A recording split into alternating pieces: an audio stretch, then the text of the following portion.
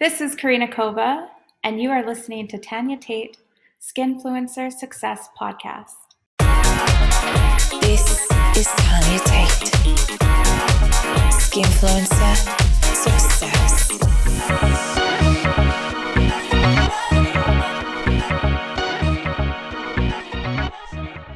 You are listening to Tanya Tate Presents Skinfluencer Success. How can you overcome a health obstacle to then go on to break income records? My guest is an innovative solo content creator. She went from being completely blind after a complication due to cosmetic eye surgery to regaining her sight and smashing her monthly income records in 2 purposely built studios at her home. Welcome, Korina Kova, to the Skinfluencer Success podcast. Thank you very much. Hello. Hello, it's nice to have you on here. Very nice to be here. Thank you, Korina, for coming on and talking to me. And I want you to introduce yourself. Who is Korina Kova and how did you get started in the adult entertainment industry? Thank you, Tanya. I have a very kind of startup, as I find like a lot of my fellow adult industry workers that step into online sex work, and that was through exotic dance. I did love that industry, and I spent 6 years in exotic dancing. And something very personal happened to me in my life where I had to look after a loved one and I had to be home. So I started posting online because I was thinking, I got to do something to stay home because I can't be out all night and then up taking care of them throughout the day. Mm-hmm. So I had to kind of switch my schedule, and I kind of got lucky on Instagram to start with. And I dabbled in cam work, but that was never really my thing. And then I started filming custom videos, and that was on my webcam. And then I picked up what I call like a core group of fans that really kind of just were imperative to my success. So it was like a group of people that just saw potential and saw like my heart was in it. I let them in fully to my life and my situation. They actually just like, I owe them everything. So they helped me from the bottom and they rose me to the top. And I was able to keep investing in myself because I found the passion just grew. I wanted more filming equipment. I wanted lighting. I wanted scenery. I needed everything. So I would invest about 60% back into myself. Yeah, that was when I started to soar. So you started off, it was the exotic dancing, and then you come to do the cam. It's like it's a unique industry, isn't it, really, where you can Yeah. kind of pick and choose your hours, you can pick and choose what you want to do. Yeah, And camming that, never worked for me, but I do have lots of respect. You have to be live, you have to be there, you have to be in front of the camera all day to make the money. Whereas filming a video, you post that and your sales are through the night or through the day. And so that was my kind of veered away from cam model work, but I actually got the custom request through cam model work. I see. Yeah. I have done cam work, and for me, I find it really, really difficult. Me too. It was like, oh my goodness. They are like really long days. Mhm. I used to work many years ago. I did stream mate, and it was just once a week. And Right. there was a point where I go to my friend's house and we do joint, and it that was good, and I was good with that. But it was always as a top up to the other work that I was doing. Right. But it is like super long. I like the idea of, the customs. With the custom movies, there is more of a premium because the guy or the girl, because we have guys and girls that buy our customs, they are kind of dictating, Mhm. hey, I want you to do this, I want you to do that. So you're working to their script. So of Yeah. course, that's a premium in terms of it can take more time. It's not just you flowing with it. Um, and I like that you said that, you started off with the webcam, and you've now invested. Like, what equipment do you use now? Talk to me about your equipment. Yeah, I get quite excited about the equipment. When I had first started on the webcam, I kind of dabbled into like a DSLR camera, like I got a Sony. And then after that, it was just like, I was just like, oh, I need Blackmagic camera because that was in the family of what Netflix will approve. And like my top goal was shooting with the Blackmagic Ursa 4.6, which is what I do now. So yeah. Nice. There'll be people now that'll be geeking out over the cameras. Yeah, I that's geek out over the camera. that's what she shoots with. It's amazing because for me, it's like, I'm gonna show you my equipment. Karina will cringe. Yeah, hey, but sometimes I'm like I okay, like because I created such my fans expect a certain level of equipment used. Sometimes I have days where I'm like, oh, I wish I could just shoot this on my webcam quickly or my cell phone quickly. So I shot myself in the foot too because I envy you because sometimes you can just get the quick content and you can get more candid stuff. I'm actually working on getting more candid stuff. I'm kind of incorporating more cell phone stuff and vlogging into Mhm. my OnlyFans now. More personal stuff that's not just like created for content, like my daily life, real life stuff. Okay, so I want to talk first of all about the high quality content that you have, because I see it, and if you just scroll through your Twitter, you see like little clips that it come in probably sometimes when they sell on many vids, does it post to your Twitter? Yeah, it's a Um, repost. Yeah. yeah, so there's like little clips, and if you go on there, I'm like, wow, I am so impressed. There Oh, is so thank you. much that goes into your ManyVids store, like Mm. your clips. And obviously, they're not just going to be staying on ManyVids, they're also going to be available on OnlyFans as well for the guys on there. But I look at them and I'm like, Karina, you put so much time and effort and special effects and blasts and like, Mhm. it, where do these are these like stories that you're coming up with? Are these like fan requests? Like, talk to me. How did you Yeah. kind of build up to such a level of professionalism? Yeah. So it was a long road. I've been doing this now for seven years. But yeah, so when even on my webcam, I would try to get these ridiculous shots. Like I would have to be like, okay, here up and then move here. And because all those shots added together looks high quality. When I'm watching a movie, I'll like write down because sometimes I'll get very good ideas. Like last night I was watching a movie, a Hollywood movie, and they had this technique where they were like taking the drone and zooming it through the forest and then into her, and then was like storytelling where they would go back in time. And I was like, that is exactly what I need in my next movie because I want to tell a backstory. So I kind of get ideas from Hollywood movies and I'll just write them in my notebook as like kind of a shot list. But all of my videos, well, 95% of my videos are custom.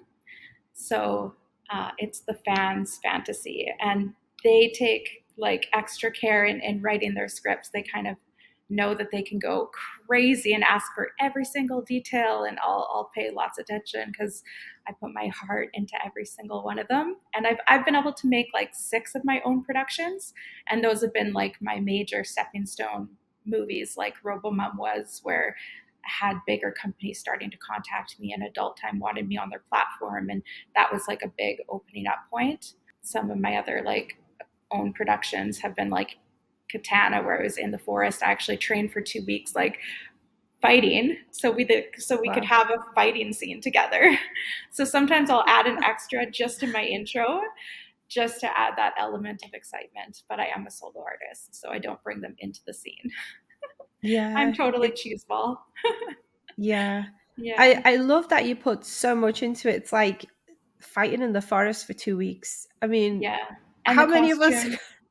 the costume was $1,000. It was custom made. Wow, that's Yeah. and you have the fans that are helping fund. Yeah. It's like So it's a when I have my own crowdsource. production, they will fund it so that, a little bit of credit gets put in at the end and they get a little behind the scenes extra. But yeah, they do support me with the big productions. Yeah, you sound like you have like really amazing fans. I do, yeah. I gotta ask, like all your videos are solo, and I know that this is what you choose and this is what you decide. It's just amazing that for me, I'm like, oh, okay, I was doing solo. I had a baby and I come back and I was doing solo, and the fans are like, we want you back doing boy girl. We want you back doing girl girl. And I'm Hmm. like, okay, okay, I'll get my body back. I'll feel confident. I'll start loving my body again, and then I'll be open to bringing it back out on camera again. And I have done boy girl. I have done girl girl. Yeah. What is it like for you? Like the pressure of we all know that fans always want something more than what you can offer. So Hmm. how do you deal with like the pressure of the fans asking for more than solo? I don't consider them my fans because the real fans, they know not to pressure me because I'll never get there. That's not part of my career path or plan. I feel like I'm very comfortable and I have a passion for what I do, and I don't want to move forward with complicating that. Like if this year my goal is to collaborate with other female performers, but just do side by side with them so that we can cross and like blend our fan groups together and grow, Hmm. because I've never experienced that before. But it will still be solo. It will still be done in my style. So I'll hire and pay their rate to come to my studio, and we'll Yeah. film like one of my big productions, and they'll do a solo scene, and then we'll do a side by side scene, and we'll make a big movie out of it. Yeah, there's not going to be any interaction. You know Yeah. what the fans would really cry out for? Angela White. Yeah. I mean, I could, Yeah. I took a picture with yeah. her one time, and my fans went crazy for that. Yeah, of course. If you ever got to make that dream happen one day of Korina Kova and Angela White side by side, that I think it, that would it peak. would it would be it would be amazing. Oh, I think that's probably definitely on one of your bucket lists, Karina. Yes. Oh my goodness. And I love where you're sitting right now. And I'm going to ask you, I know that you mentioned that you did build studios, everything that you're putting into your movies that you're making, the Mhm. fans, you've got such a solid fan base, they're helping, you're getting the equipment, and now you're Mhm. also getting the studios. So talk to me about your studios that you purpose built them. Yeah, this is my house actually. A lot of it is custom stuff that I've done, fun stuff that I've done.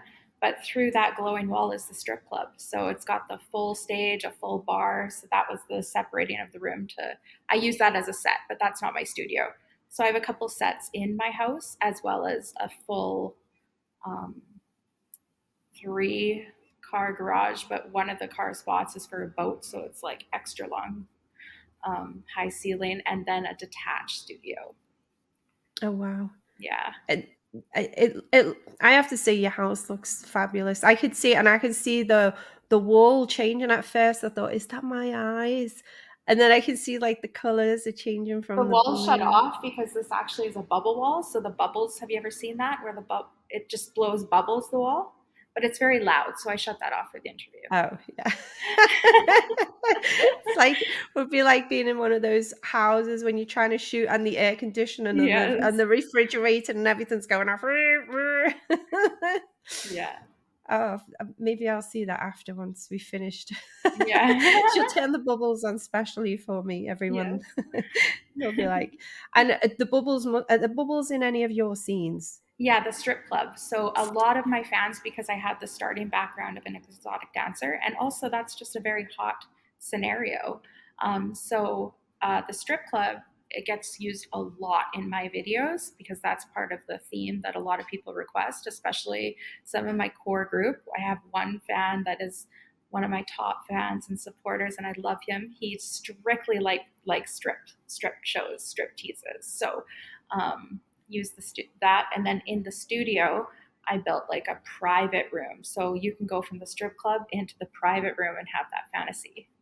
Oh, Yeah. nice. Yeah. It looks fabulous, and it makes me so happy that you've got these facilities and you've managed to bring them on as part of your house to just enhance the whole of the quality that you give, the Yeah, overall experience for the fan.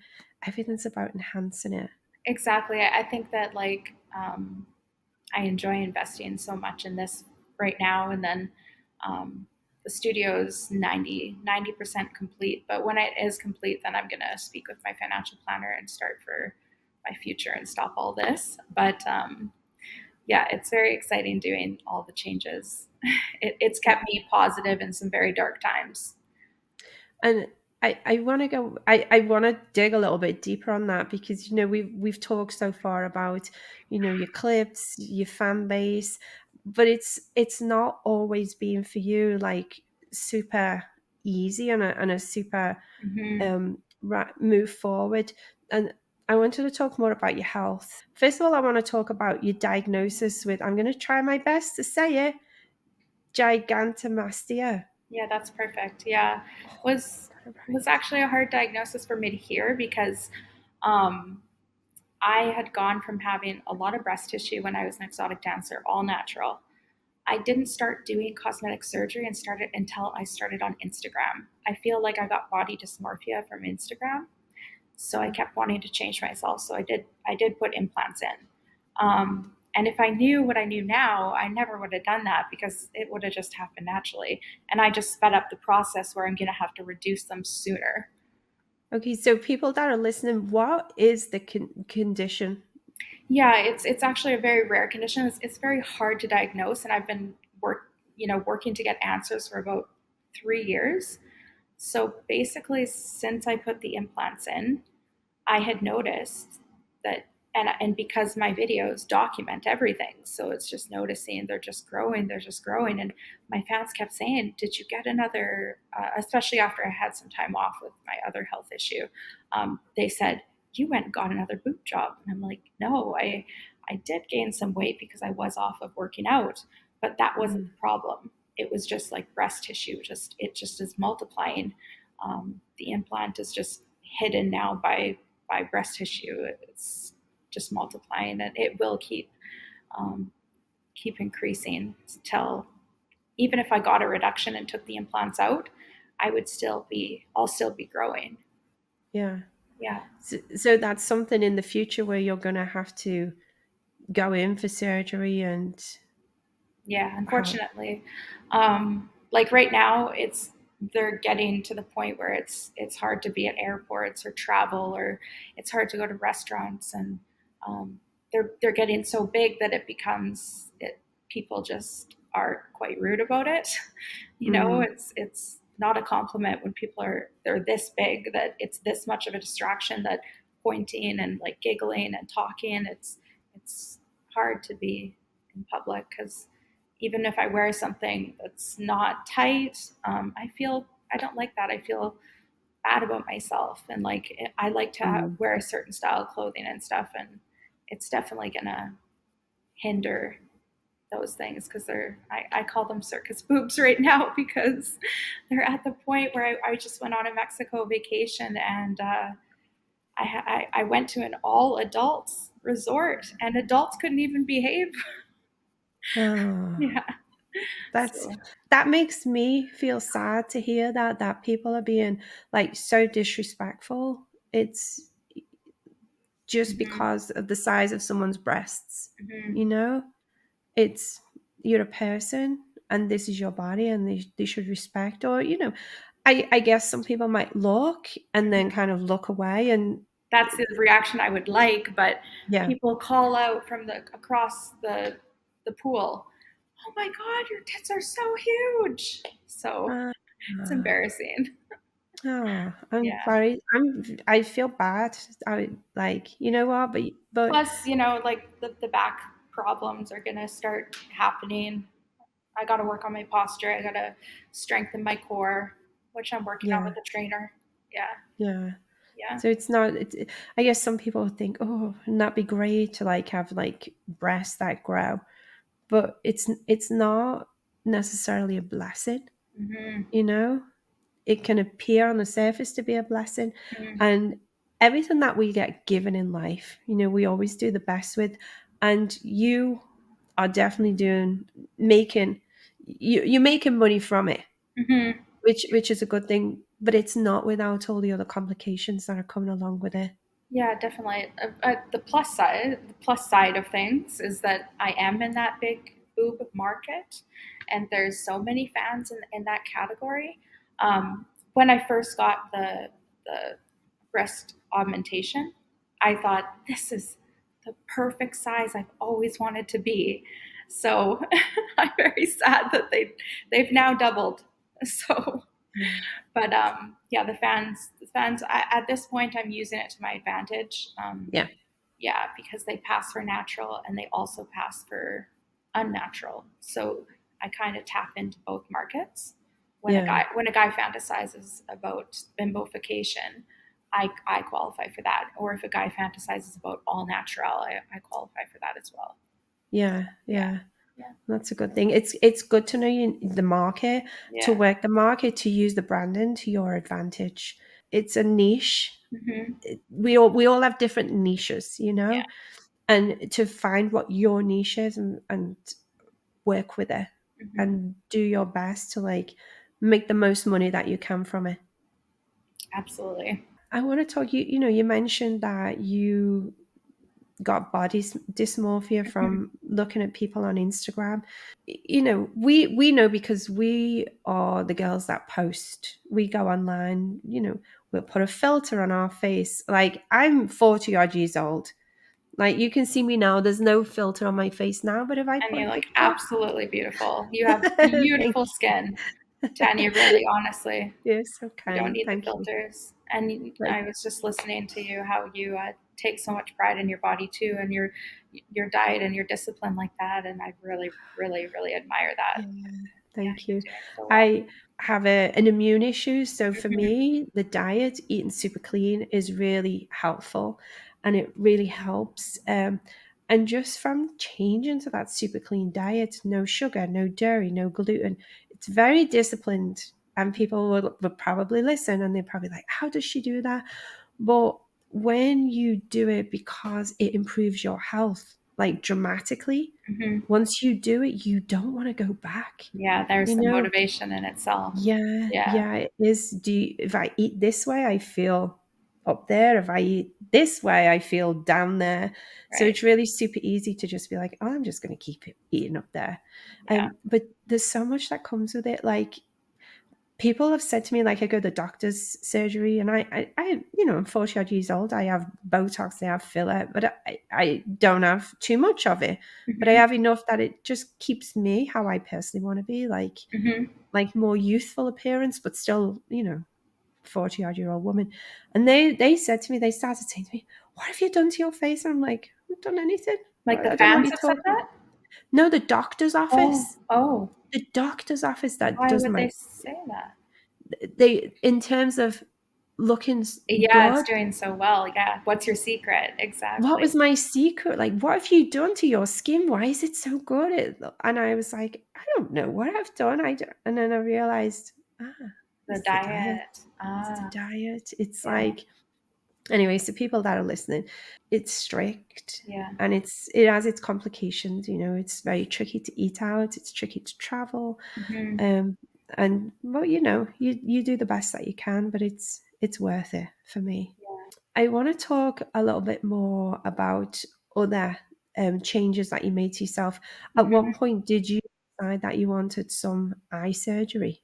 Yeah, the regret of my life, the top regret of my life. So what happened is even before, so when I was dancing, I had always put my mom has green eyes. So I had always put green contacts in. So that was like a thing while I was dancing as well. But I kept my body all natural when I was dancing. And I didn't find the pressure, even with other dancers I danced with, silicone augmentation and stuff. I didn't find that pressure because I did so well with my natural body and my natural big boobs. There wasn't too much competition in the natural big boob department. So I really did tap into that. I didn't feel the pressure until I got on Instagram. So Mm, it kind of like the girls I was idolizing, um, I mean, beautiful girls, but they were very honest about the work that they had done. And I just started to do my research. And this eye surgery, it's called Bright Ocular. It's a terrible company. It's not approved. It's not approved in Canada or the U.S. for a reason. It's not mhm. FDA cleared. but they actually have been in business for a long time. And 4 of my friends on Instagram had done the surgery, and I saw that they were doing well 2 years after. And I started to think, okay, this must be, you know, I believe in aftercare. So I knew that if I did this to myself, I would be locking myself into constant eye appointments every 3 months. And anyway, so I talked to the people that had gone ahead of me. They said, no, we have no issues. Love them. They're so amazing. And so I contacted a doctor in Monterrey, Mexico. Went down there, and the appointment was quite quick. He did a bunch of tests and decided that, yes, I was a candidate. I did have healthy eyes. I could go through with the surgery. Here were the complications. They do list the complications like any other surgery. I was aware of the complications. I just really wanted to have to wear contacts. I thought that was going to be the biggest game changer for me. I could just finally live my dream of having my mom's eyes. So I went through with the surgery, and I went on with aftercare, which I got in touch with the top Canadian eye doctor, and I would travel hours to go see her, about 3 to 4 hours in the car. So every 3 months, they would check my endothelia cell counts, which is a test that I would pay for. Even in Canada, we have certain things that are covered. I would have to pay that. And then I would see her, and she would check everything. 3 years, 4 years, 5 years, everything's fine. Then at the 4.5 year mark, the girls that went before me started to contact me and say, we're having complications. Basically, the twins that I was in contact with, the one twin completely blind, Wow. yeah. And the other one was getting them removed, and she had some complications from the removal as well. So I'm scared. So I asked my eye surgeon, I said, I need to get these out. This is like a ticking time bomb in my eye. I'm not dumb. I know what I did. I need to take action. And in Canada here, they won't perform surgery unless you have a reason. So she looked into my eyes. There was no trouble. I was seeing 20/20. There was no reason for her to perform surgery. So I actually said, maybe I'll go back to Mexico to have them taken out. And she scared me straight and said, don't do that. You will not end up okay. So I was like, okay. So I made it another year, and I wake up and it's a blur. It's like a Vaseline rubbed across my eye, started in the right eye. And I'm thinking, this is it.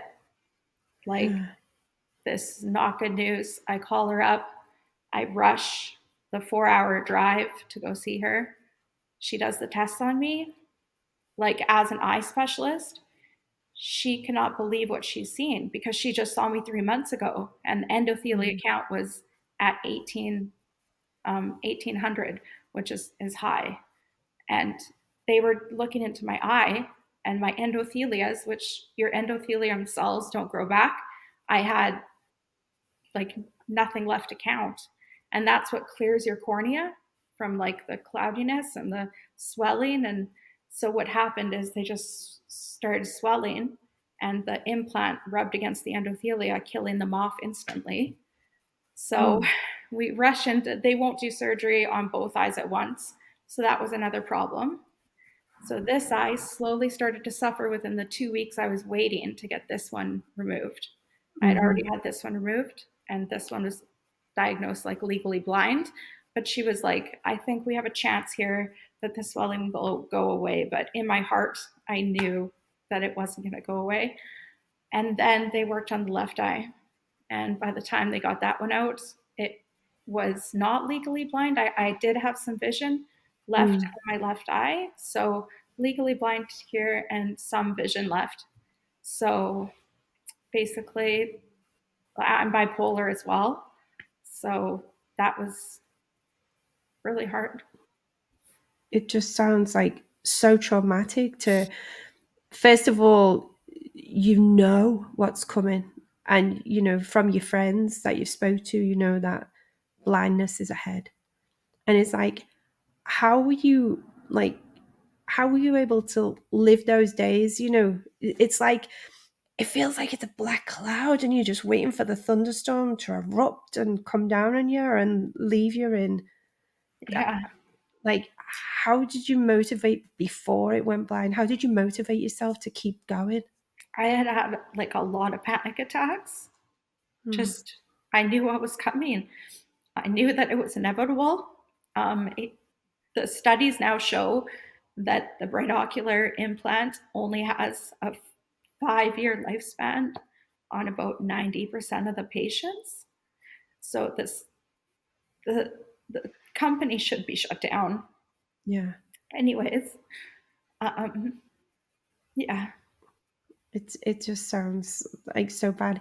And sorry, I know you're crying, and I feel, I really feel for you. It's, you know, you said you knew the complications. Like, people that have surgery, we know the complications, but we, you sign the form every time you're yeah, going for surgery, elective or not elective. You hmm, know, you sign a form to say, hey, you take a tablet, you take an yeah, ibuprofen, there's potential side effects are on the side. You go, oh yeah, and you take your that's ibuprofen. exactly, You don't think anything of it, yeah, and then you think, oh, this is rare. Oh yeah, this, yeah, that's rare. yeah, Sign, and exactly. you don't think that it's going to happen to you. That's what I, that is, Tanya, that's exactly the mindset I had. Because also I was like, I was a lot younger. Like, it was only a couple of surgeries that I've had, and I had all good experiences. I just thought, Mm, hey, and once the surgery, it was a 5-minute process to put them in, and yeah, I was seeing right away. So I was thinking, well, that went well, and I had yeah. 20/20 vision. So, Wow. it's baffling to the eye doctors because eye problems are supposed to happen gradually. So my surgeon thought that she would be able to catch the Mm, problem before it happened.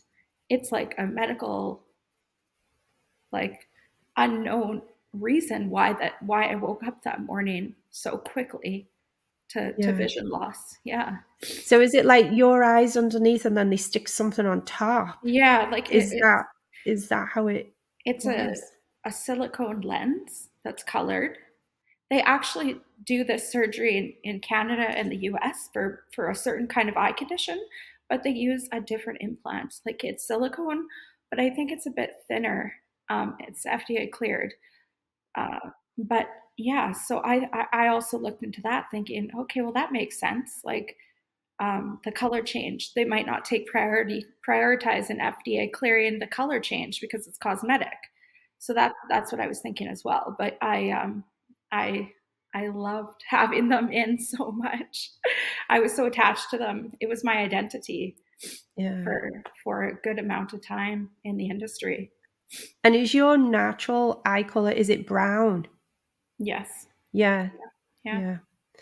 It's it's amazing, isn't it? Like, the way our thoughts go, that, like, I, years ago, I used to wear contact lenses, and I'd go, and you, they were dailies, and I think it was so long ago that it was actually 3 month one, 30 days ones, 1 month, and you take them out of a night and put them in the pot and hope that they were Yes. still there the next That's what day. I would do too. Yeah. And I Yeah. would change the color, and I love them. And I have to say, the color that I loved the most on me was like an aquamarine, like Yeah. a turquoise. Oh, I loved, I've got That's green eyes. Sometimes my eyes look blue in certain lights, but it's not, it's green. mhm. But I always wanted like these aquamarine colored. Um, but I have to admit, I wouldn't have been as brave as you to take that step to do a permanent change.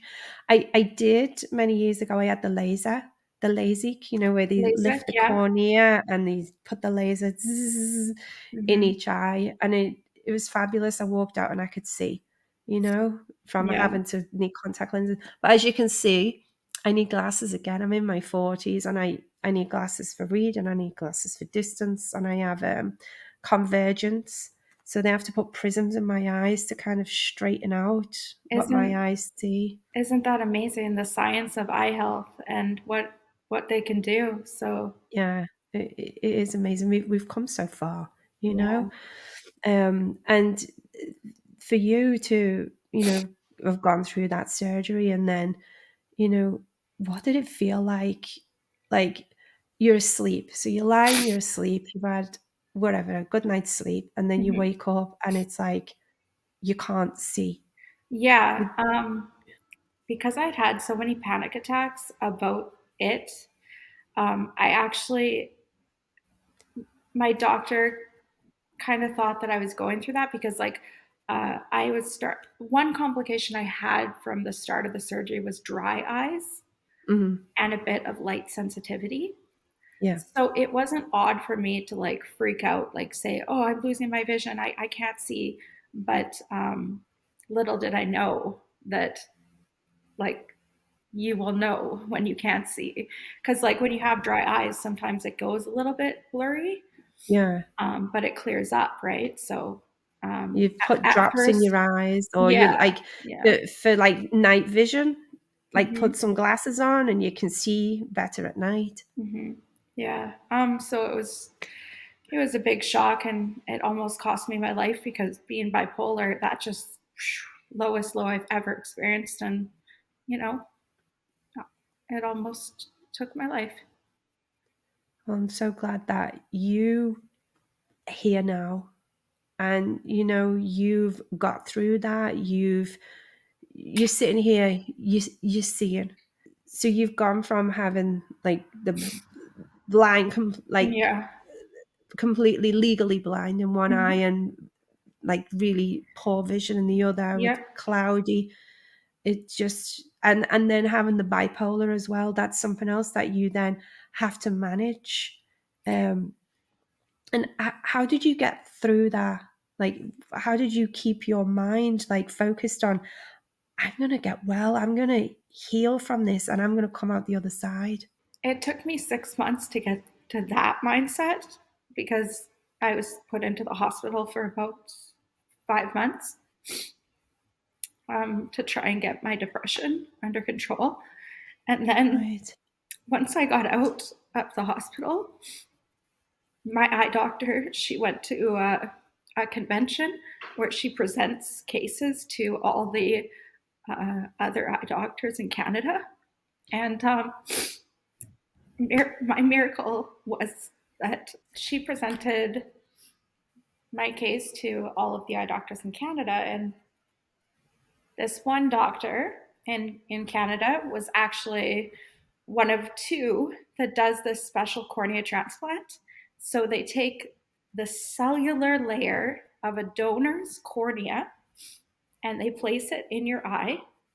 And that's exactly what I lost was my endothelial cells. So he contacted me and um, and I went in to see him and he rushed the surgery. So he saved my vision. Like he did the surgery. And like you were saying with LASIK, I went in blind. But when one day after surgery, I had 20/20 vision. It's amazing. Like, that is like a miracle. It was. Like, that's a journey. That's a Yeah. journey to come from. I feel like I'm suffering from body dysmorphia, and I feel like I need to change that, to take a risky surgery to then like lose your sight and almost be in a permanent state of blindness. To For then someone to come along and say, I can fix you, you Yeah. know? And like my miracle man, I call him, he is from the same city I got the surgery in. And he Mm, shut that doctor down when he saw mm, my case. And we're working towards shutting that company down. yeah, that's Yeah.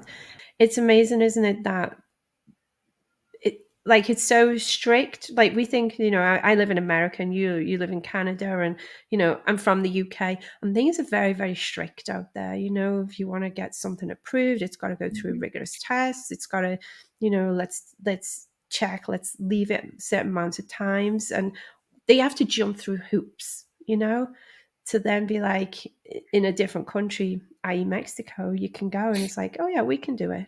We Yeah. can do it. And it, it's different regulations. I have to say, I did go to Mexico um, a while ago. I was doing IVF, and it was failed IVFs, failed IVFs, failed. And I was just like, okay, got to do something. And I got in touch with a doctor's office, and it was called Dr. Beer's office, Yeah. Beer, Beer. And he was around in like the 50s, and he was doing all this like special, like his way was not the regular medical way. But what he eventually, their office, I don't, he's long gone, but their office still, working on his procedures. They actually lowered my immune system to be able for the egg to go in Oh. and settle. So because my body kept rejecting high immune, it keeps kicking it out. So they literally had to lower my immune system. So I remember going to Mexico, and they took blood out and stuck it in my arms, so my body would be like be friendly to the egg that they were putting in. And I can remember being so scared. I think I'm going to Mexico, and all they were doing was putting like a little bit of blood in my arm, someone else's blood, so my body would be friendly. But yeah, there are things that can be done, and there are things that are still safe. Yeah. But it's taking a chance on that.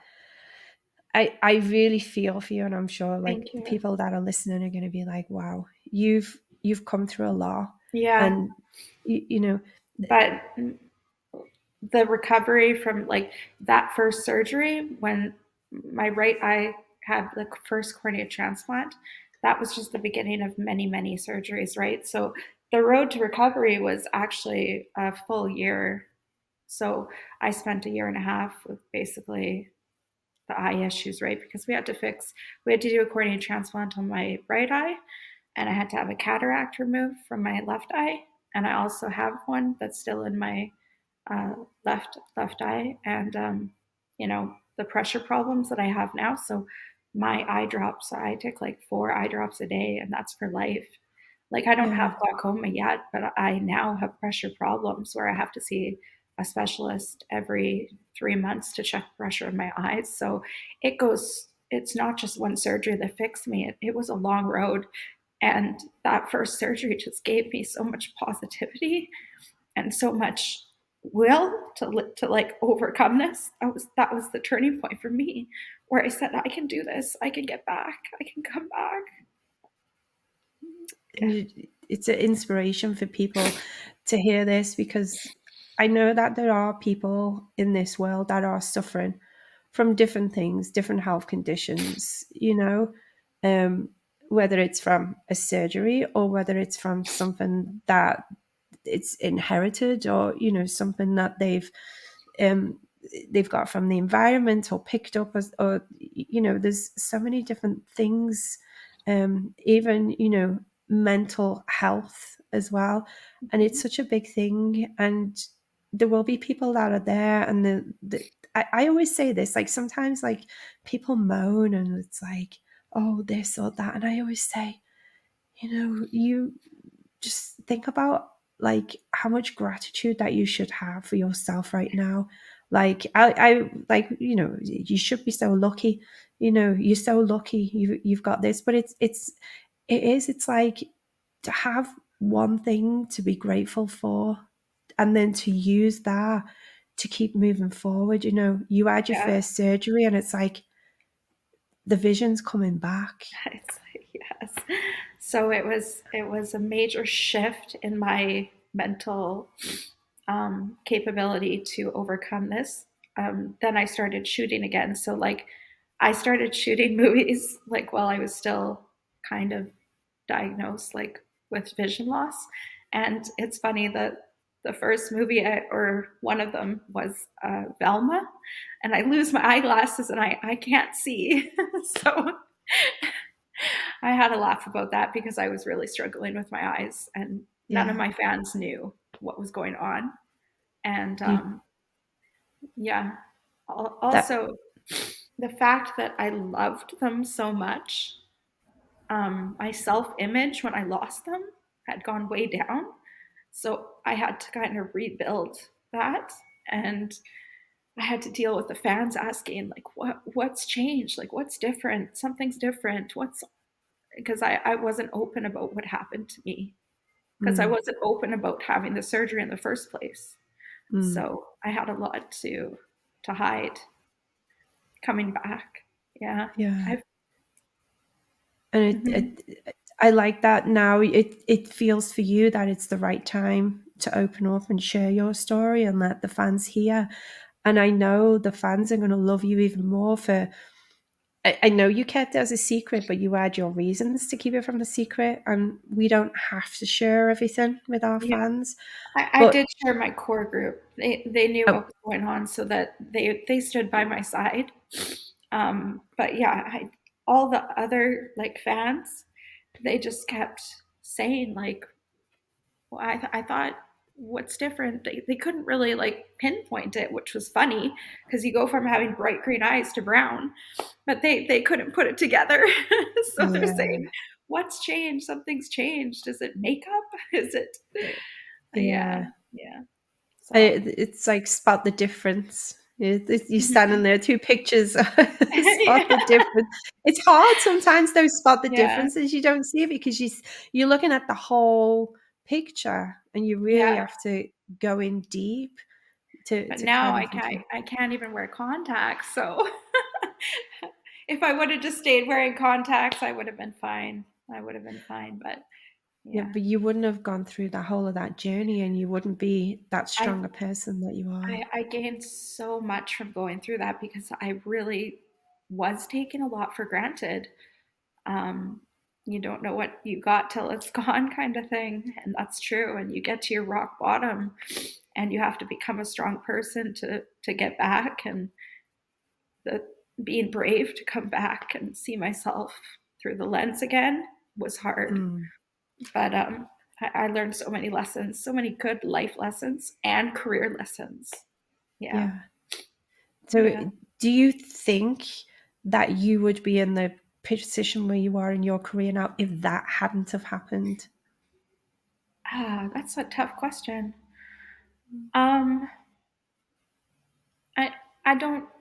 The thing is I thought I had peaked. I thought in my career that my peaking point was in 2018. I had just won a couple awards back to back, and I'm thinking, this is it. My earnings are the most I'll ever see, and then going through that, I had to have people I really, really trust in my life come and run my career. And Mm, they had to learn how to edit clips so that it looks like a new release so that the people didn't think I was gone because I mm, wasn't honest about any of it. So, yeah, just trying to stay relevant. And the earnings luckily stayed there, which was very nice. But mm, um, I just had this hunger in myself to prove to myself that that wasn't my peak back then. And yeah, I happily have broken my records, which I never thought I'd be able to do. And that came with like a couple of changes to how I run my company. But it's mm. just amazing. Yeah. No, that's amazing to hear that you kept your income at Yes, a very stable level while you was that basically hiding. You yeah. got your blindness, you was in hospital. It's a big deal. It's a really big deal. And A performer really anyone. has to prepare for that because anyone, like, you could have an accident happen. Like you're saying, you can have health issues that aren't self inflicted. I mean, as performers, our whole career is being in front of the camera, and if we can't film, where's Yeah. that coming from? Like, it takes, I want to spread awareness about being prepared and storing some content for when something unexpected happens, because if I had prepared myself, it would have been a lot more comfortable.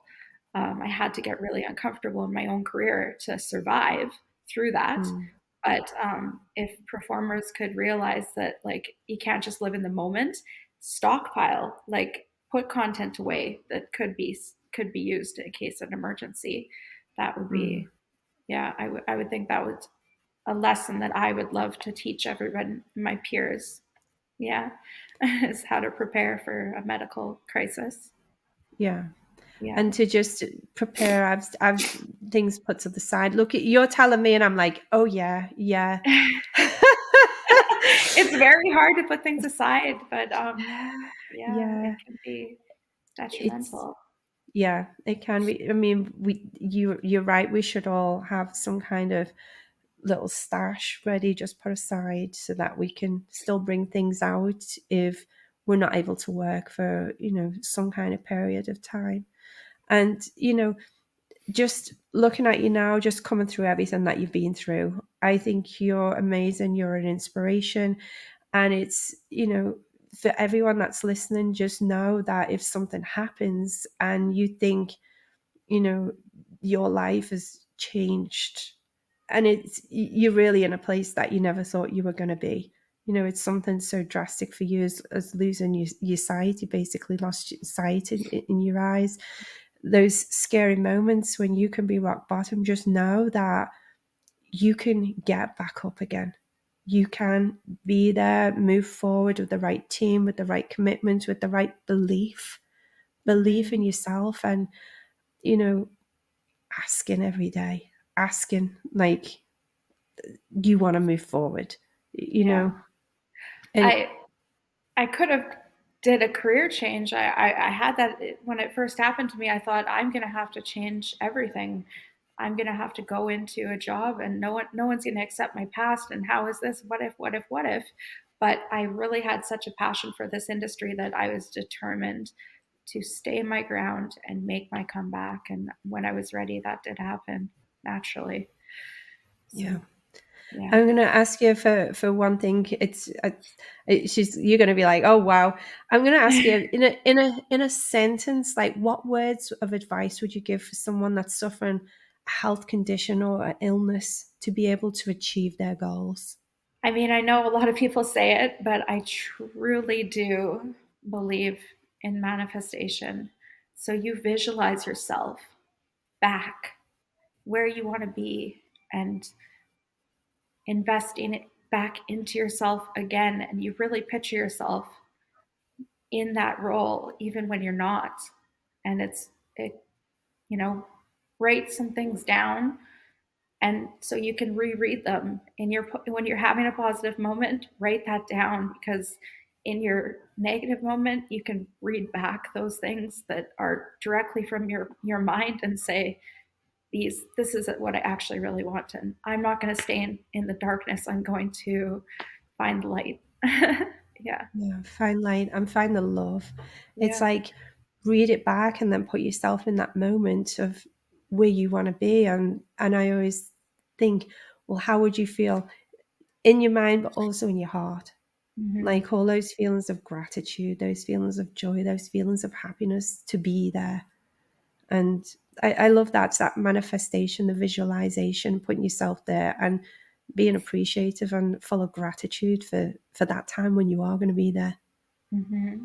Yeah, gratitude is a big thing in my life, and um, yeah, it was something that was learned, because things were coming to me very easily before, and now I'm actually, seeing how I have to really, really work at it, and really, really believe in myself, and really, really like want it for myself and not someone Mm, else. Yeah. yeah. Korina Kova, I really, really appreciate you coming, sharing your story, telling me and the listeners and the viewers exactly, those those deepest moments that you experience, but to come back and to be crashing through those monthly earnings, like you've done amazing. You're inspiration to us I'm all. so sorry that I got so emotional. I didn't think that was going to happen. You know, you're so genuine. You know, it's so genuine, and it was as part of telling your story that came with it. You know, and it was you being true to yourself. Thank you So for having me. thank you. Tell everybody where they can find you online. My main platform is OnlyFans, and that is Korina Kova. My Twitter, Korina Kova, and from there you shall find everything you need. Perfect. So Yes. Twitter, OnlyFans, Korina Kova, get on there, go and follow her, become, if you're not already a fan, get over there and go and follow her right now. But thank you so much. It's been amazing. You've been an amazing guest. And I'm sure so many Thank you. people will be so inspired by you. Thank you. Thank you. Really nice.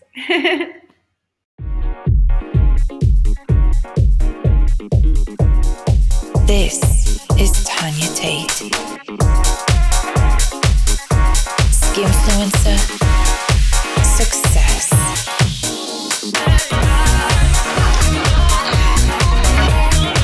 Visualize your success.